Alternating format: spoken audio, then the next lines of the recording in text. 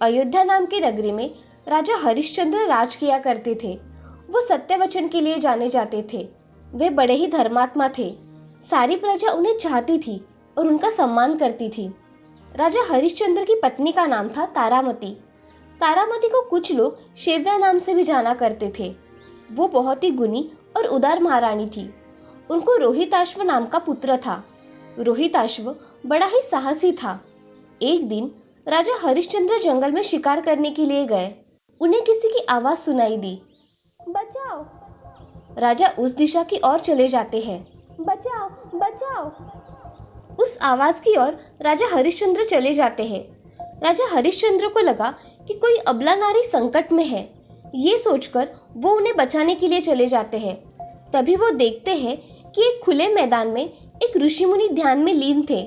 उन्हें देखकर राजा हरिश्चंद्र, ये मैंने क्या कर दिया?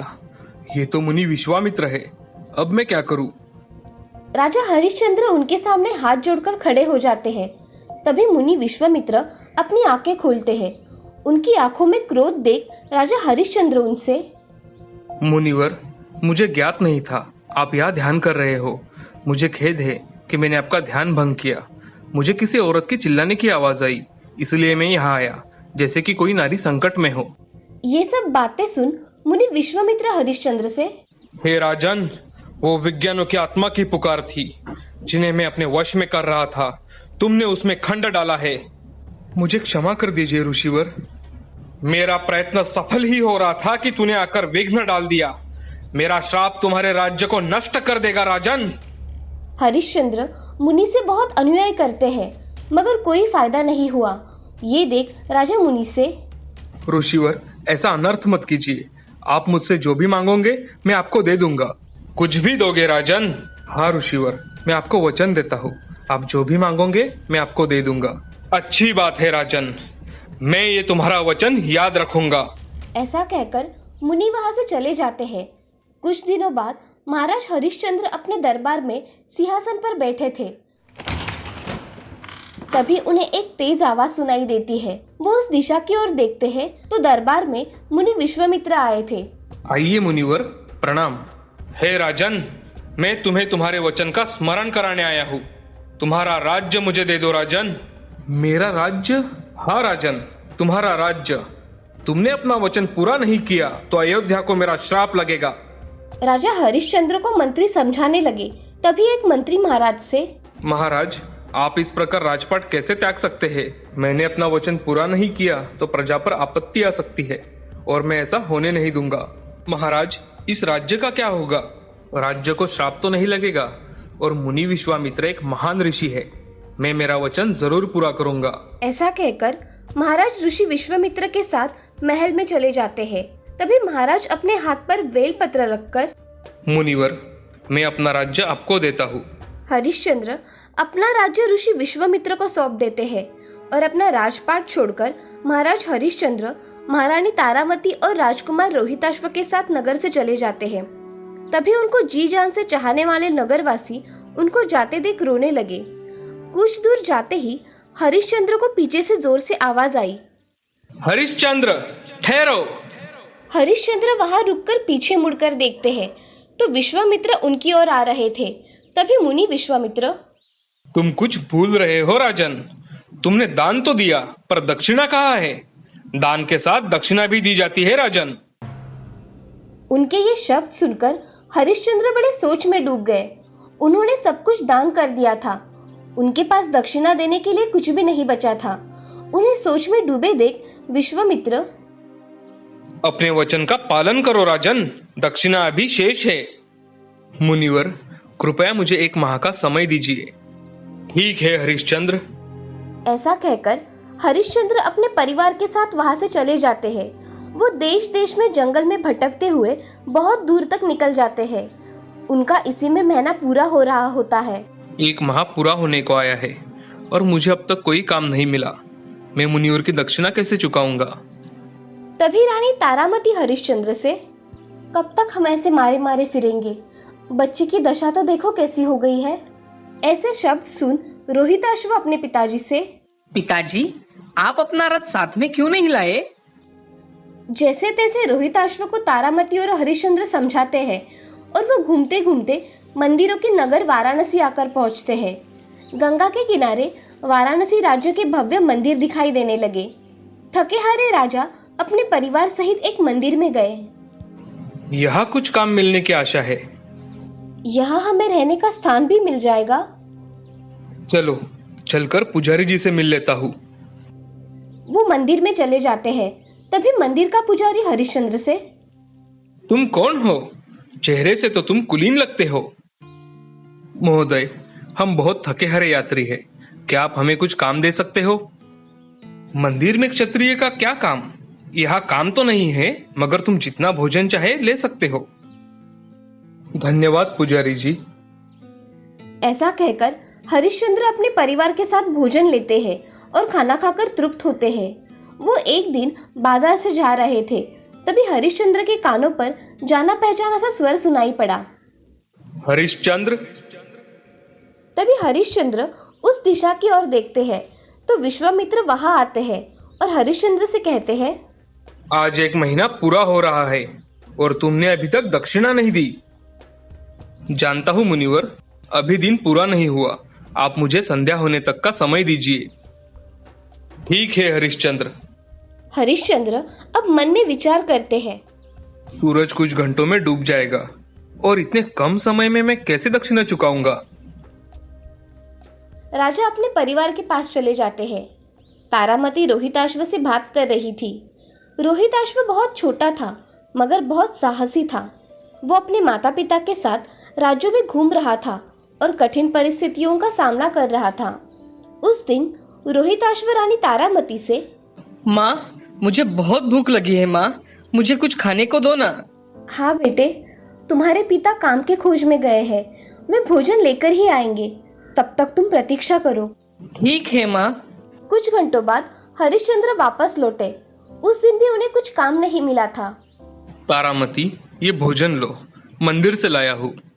इतने बुरे दिन आ गए हैं, अब हमें भीख मांगकर पेट पालना पड़ेगा। ये सुन हरिश्चंद्र सोच में डूब जाते हैं। तभी तारामती उनसे कहती है, आज महीने का आखिरी दिन है, अब क्या करने वाले हैं? तारामती, मेरा वचन पूरा करने का मुझे बस एक ही उपाय दिख रहा है कि मैं स्वयं को बाजार में बेच दूं। नहीं, ये आप क्या कह रहे हैं? उस समय मनुष्य जानवरों के भांति कम मूल्य में बेचे जाते थे। एक नौकर का मूल्य एक दास से ऊपर नहीं था। ऐसे कठिन परिस्थिति में राजा हरिश्चंद्र खुद को बेचने के लिए बाजार में चले गए और बाजार में जाकर खड़े रहे। तभी हरिश्चंद्र लोगों से, क्या मुझे कोई खरीदेगा? मैं हर काम करूंगा। अरे, तुम्हारा शरीर तो ठिठरी जैसा है, ये क्या काम करेगा?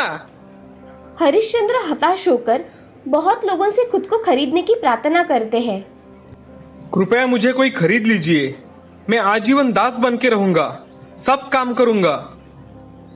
तुम तो दुर्बल दिखाई देते हो, हम तुम्हें नहीं खरीद सकते। ऐसा सुन हरिश्चंद्र उदास हो जाते हैं, मगर फिर से अनेक लोगों को प्रार्थना करते हैं। वो तमतमाती धूप में खड़े रहकर एक ही बात बार बार दोहरा रहे थे। कृपया मुझे कोई खरीद लीजिए, मुझे खरीद लीजिए। उसकी ऐसी बातें सुन एक बूढ़ा आदमी उनके पास आकर हरिश्चंद्र से, बेटा, तुम्हें तो कोई नहीं खरीदेगा, मगर तुम्हारी पत्नी को घर के कामकाज के लिए भले ही कोई खरीद ले। तुम एक काम करो, तुम तुम्हारे पत्नी को बेच सकते हो। उस बूढ़े आदमी की बातें सुन हरिश्चंद्र चुप हो गए। उनकी बुद्धि तो जैसे सुन हो गई। ये बात वहाँ भीड़ में खड़ी तारामती सुन लेती है और मन में कुछ निश्चय करके अपने पुत्र के साथ चली जाती है। हरिश्चंद्र अपने विवशता देख बहुत दुखी होते हैं और दुख भरे मन से अपने पत्नी और बेटे के पास चले जाते हैं। अब दिन ढलने को कुछ ही घंटे का समय था। ये देख हरिश्चंद्र और गहरी सोच में डूब जाते हैं। एक समय की बात है, श्रीरंगपुर नाम के शहर में वीरेन नाम का आदमी अपने परिवार के साथ रहता था। वीरेन बहुत ही संस्कारी और साफ दिल का इंसान था। वीरेन के घर से कुछ दूरी पर ही उसका एक छोटा सा होटल था, जिसे वो बहुत अच्छे से चलाता था। वीरेन का जीवन बड़े आराम से चल रहा था। वो हर सुबह जल्दी उठकर बाजार जाता, होटल में लगने वाला सामान खरीदता और दिन भर अपने होटल में अपने ग्राहकों की मनपसंद चीजें बनाता। और शाम को जल्दी होटल बंद करके घर आता था। वीरेन के परिवार में उसके माता पिता और उसकी पत्नी सपना और बेटा संदीप था। वे सब मिलकर एक खुशहाल जिंदगी बिता रहे थे। एक दिन वीरेन घर पर बहुत देरी से आता है। घर के सभी लोग वीरेन का इंतजार कर रहे थे, लेकिन घर आकर वीरेन बिना किसी से बात किए अपने कमरे में सो जाता है। सपना को समझ आ जाता है कि आज जरूर कुछ न कुछ हुआ है। सब लोगों का खाना होने के बाद सपना भी अपने कमरे में जाती है और देखती है कि वीरेन चेयर पर बैठकर किसी गहरी सोच में डूबा है। तभी सपना वीरेन से, जी सुनते हो, क्या हुआ है? आज आपने घर में किसी से बात तक नहीं की और बिना खाना खाए आप कमरे में चले आए। मुझे बताइए क्या हुआ है?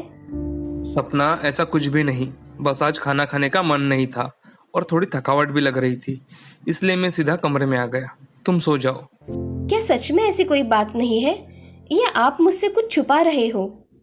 नहीं बाबा, ऐसा कुछ नहीं हुआ है, बस तुम सो जाओ। अच्छा ठीक है, लेकिन अगर कुछ चिंता की बात है तो आप मुझे जरूर बताइए। क्या पता शायद मैं आपकी कुछ मदद कर सकूं। नहीं सपना, कुछ भी नहीं, तुम सो जाओ। सपना को पता था कि कुछ तो बात है, लेकिन वो वीरेन को और परेशान नहीं करना चाहती थी। वो बिना कुछ बोले सो गई। अगले दिन वीरेन हर रोज की तरह सुबह जल्दी उठकर होटल के लिए निकल गया और बहुत रात को घर आया। अब ये सिलसिला रोज का हो गया था। सपना को कुछ समझ नहीं आ रहा था कि आखिर अचानक ऐसे क्या हुआ है कि वीरेन इतने चिंता में रहता है, किसी से बात नहीं करता और ना ही अपनी परेशानी बताता है। हर रोज की तरह वीरेन आज भी घर बहुत लेट आता है। सपना ने आज सोच ही लिया था कि वो आज वीरेन से हर हालात में पूछकर ही रहेगी। सपना अपने कमरे में जाती है और वीरेन से, जी क्या हुआ है? आज आपको बताना ही होगा, बहुत दिन से देख रही हूँ, आप बहुत चिंता में लगे रहते हो। कुछ नहीं सपना, जाओ तुम सो जाओ। नहीं, आज तो आपको बताना ही होगा। वीरेन अपने परिवार को चिंता में डालना नहीं चाहता था, इसीलिए उसने आज तक किसी को कुछ नहीं बताया था। लेकिन आज सपना उसे ये बात पूछकर ही रहेगी, ये उसे पता था, और सपना कितनी जिद्दी है ये भी उसे पता था। सपना, हमारे होटल के सामने ही मेरे दोस्त ने एक बहुत बड़ा आलीशान होटल शुरू किया है। उस दिन से हमारे होटल में लोगों का आना बहुत कम हो गया है और अब धीरे धीरे हमारा होटल जैसे बंद होने आया है। होटल में काम करने वाले लोगों की सैलरी भी नहीं दे पा रहा हूँ। मुझे तो कुछ समझ में नहीं आ रहा कि अब मैं क्या करूँ, घर कैसे चलाऊँ, होटल का क्या करूँ, कुछ भी नहीं समझ आ रहा। जी आप चिंता मत करिए, कुछ ना कुछ रास्ता जरूर निकल आएगा, सब अच्छा होगा। बस आप निराश मत होइए, हम सब मिलकर कुछ ना कुछ रास्ता जरूर निकालेंगे। चलो अब पहले खाना खा लो, और हाँ, कल सुबह सबसे हम इस बारे में बात करते हैं। नहीं सपना, सब लोगों को बताकर मैं सबको टेंशन नहीं देना चाहता। जी ऐसी बात नहीं है, क्या पता सबसे बात करने पर कुछ ना कुछ रास्ता निकल आए। और फैमिली का तो काम ही है हर सुख दुख में एक दूसरे के साथ खड़े रहना। चलो अब जल्दी खाना खाकर सो जाओ। वीरेन खाना खाकर सो जाता है। अगली सुबह सब लोग नाश्ते के लिए साथ में बैठ जाते हैं। तभी सपना वहां आकर सभी घर वालों को वो बात बताती है। होटल की बात सुनकर वीरेन के पिताजी वीरेन से कहते हैं, बेटा वीरेन, किसी भी होटल के सामने कितना भी बड़ा आलीशान होटल या कौन सी भी आलीशान चीज खोलने से किसी का धंधा नहीं डूबता। तुम तुम्हारे होटल की स्पेशलिटी क्या रखते हो, ये इम्पोर्टेंट है। तुम मेरी बात समझ रहे हो ना बेटे? मैं समझा नहीं पिताजी, साफ साफ कहिए ना, आप क्या कहना चाहते हो? बेटे, तुम तुम्हारे होटल में कोई ऐसी चीज बनाओ जो कि सिर्फ तुम बनाते हो और अपने ग्राहकों की डिमांड को पहचानो, उन्हें क्या चाहिए और उसे लोगों के सामने अच्छी तरह से पेश करो। जैसे ही तुम ऐसा कुछ करोगे, तुम्हारा होटल उस बड़े होटल से भी ज्यादा चलेगा। ऐसे निराश मत हो, यही तो वक्त है बेटा नए जमाने के साथ बदलने का, नया कुछ करने का। कब तक तुम वही वही काम करते रहोगे?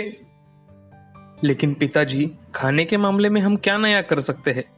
लोगों को आजकल बड़े बड़े आलीशान होटल में जाना और वहां खाना खाना अच्छा लगता है, और हमारे पास तो इतने पैसे भी नहीं है कि हम हमारे होटल को बड़ा बना सके। दादाजी और पिताजी की ये सारी बातें बाजू में खड़ा संदीप सुन रहा था। संदीप ने हाल ही में अपने कॉलेज की पढ़ाई पूरी की थी और वो सोच रहा था कि ऐसा क्या किया जाए कि उसी होटल को एक अच्छी पहचान मिले और उनका होटल सारे शहर में फेमस हो जाए। थोड़ी देर सोचने के बाद संदीप अपने पिताजी और दादाजी से, पिताजी, दादाजी, मेरे पास एक कल्पना है। अगर वैसा करते हैं तो हमारा होटल पूरे शहर में फेमस हो सकता है और कमाई भी बहुत अच्छी होगी।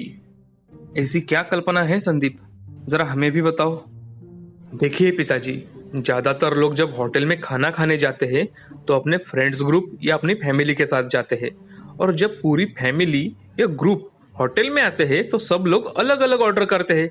सबका कुछ ना कुछ अलग ऑर्डर होता है। अगर हमने ऐसी थाली बनाई जिसमें अलग अलग प्रकार के व्यंजन हो और वो एक ही थाली 4 लोग मिलकर भी खा ना सके, और अगर किसी ने 4 लोगों ने मिलकर वो थाली खा ली तो उन्हें हम कुछ ना कुछ इनाम देंगे, तो लोग एक ही थाली की ऑर्डर देंगे और उनकी पूरी फैमिली उसमें खाना खा सकेगी। हाँ संदीप, ये कल्पना तो मुझे भी बहुत अच्छी लगी। वीरेन, तुम्हें ये करके देखना चाहिए। हाँ पिताजी, हम ऐसा ही करते हैं। मेरा भी कॉलेज अब पूरा हो गया है। मैं आपको इस काम में पूरी मदद करूंगा। इंटरनेट पर भी हमारी थाली की मार्केटिंग करूंगा। जी आप ज्यादा मत सोचिए, आप आज से ही काम शुरू कर दीजिए। ठीक है, चलो संदीप, आज से तुम भी मेरे साथ होटल चलोगे। संदीप और वीरेन होटल में आते हैं। संदीप उस दिन आसपास के होटल में जाकर वहाँ के ग्राहकों से बात करता है।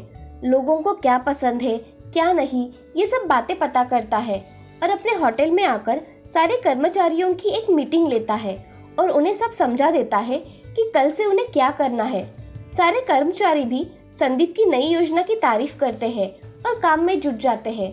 तभी उनमें से एक कर्मचारी संदीप के पास आता है और संदीप से पूछता है, संदीप भाई, अगर हम इतनी बड़ी थाली लोगों को देने वाले हैं तो हमें उस थाली का कोई नाम भी तो देना पड़ेगा ना। इतनी बड़ी थाली है तो हम उसे बाहुबली थाली नाम देते हैं। हाँ, ये नाम तो बिल्कुल सही रहेगा संदीप भाई। उस दिन संदीप और होटल के कुछ कर्मचारी रात भर होटल में ही रुकते हैं। सब मिलके सारी तैयारियां कर लेते हैं। संदीप ने एक बहुत बड़ा बैनर बना लिया था। उसे संदीप और कुछ कर्मचारियों ने मिलकर रात में ही होटल के बाहर लगा दिया। संदीप ने इंटरनेट पर भी बाहुबली थाली की मार्केटिंग कर ली थी।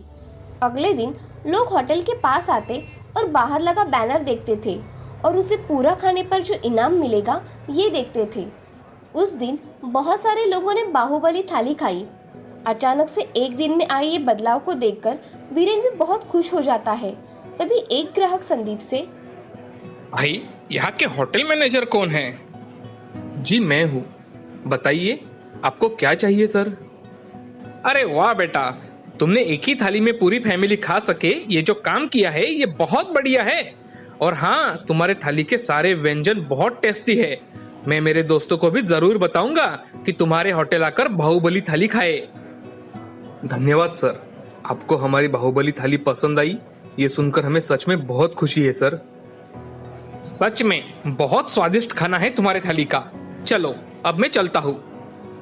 वीरेन ग्राहकों की ये बात सुनकर संदीप के पास आता है और संदीप से, बेटा सच में तुम्हारी कल्पना बहुत अच्छी है। मैंने कभी सोचा भी नहीं था कि लोगों को ये सब पसंद आएगा। पिताजी, अभी तो सिर्फ आज का पहला दिन है, आगे आगे देखो होता है क्या। अच्छा है बेटा, मैं तो कहता हूँ आज से तुम ही इस होटल को संभालो।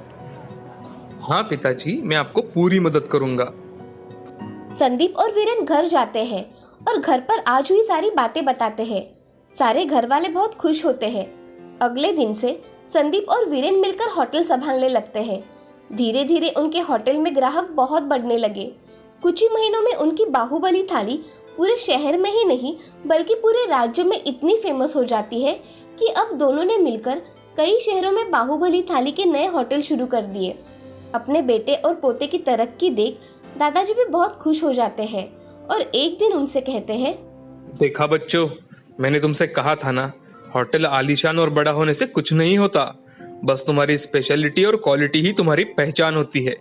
तुम हमेशा ये बात याद रखना। हाँ दादाजी, आप बिल्कुल सही थे, मैं ये बात हमेशा याद रखूंगा। संदीप ने अपने होटल में बाहुबली थाली शुरू की और उसे एक नए मुकाम तक लेके गया। वो आगे जाकर एक बहुत बड़ा बिजनेसमैन बन गया। वीरेन भी अपने बेटे की तरक्की देखकर बहुत खुश था। देखा दोस्तों, इस कहानी से हमें ये सीख मिलती है कि हमें बड़ा बनने के लिए किसी बहुत बड़ी चीज की जरूरत नहीं होती, बस एक नई सोच की जरूरत होती है।